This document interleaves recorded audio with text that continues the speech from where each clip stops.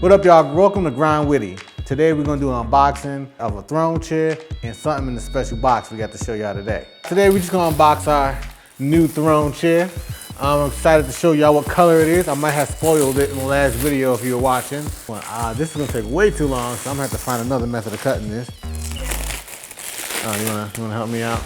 Okay, thank you for making me feel dumb on camera. Don't listen to her, y'all. Let's talk about throne chairs for a second. So I rent out the throne chair for about $250 every time I rent it out. And to my main expenses after I buy the chair, basically transporting it to where it needs to go.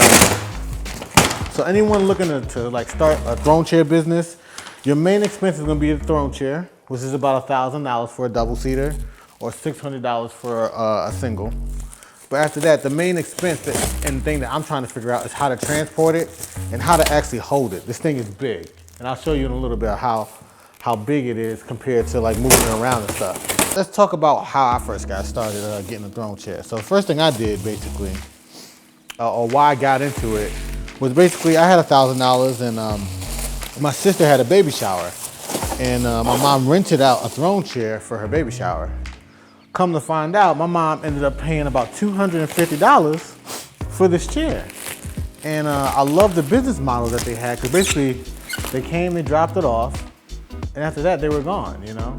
And you know, when you see someone do that, it's kind of like, man, you know, that seems like a really good business strategy, you know? Come drop it off, come pick it up, $250 in your pocket, you know? So with that, that's kind of where I first learned about throne chairs. And from there, I just decided to get one and try it out. Pro number one, good margins, $250 every time you make your money, every time you rent out the chair. You make 25% of your initial investment back every time you rent out the chair for $250. Number two, it's not a lot of maintenance. You just have to find a place to store it, you know? I luckily have a studio where I can store this and I can rent it out for people that use it in the studio. But that's the main advantage of having one of these. Just basically I can rent it out and you know, it's a simple system. You just rent it out, get your money. And number three, so people love it. You know, this is an all-round, this is a seasonal thing, you know. People use these for weddings. People use these for parties. People use these for graduations. People use these for music videos. So as long as you're in that arena of people that have events that need something special, this is always available. It's easy to drop off. You make a good return on your money. The only problem is getting it there and getting it back.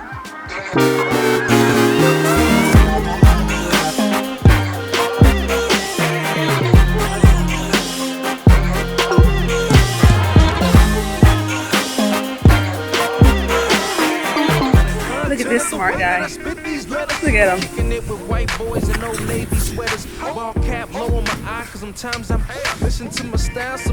He's so smart. Look at him. Ladies and gentlemen, I want to welcome you all out to a musical extravaganza called the Night and Day Project.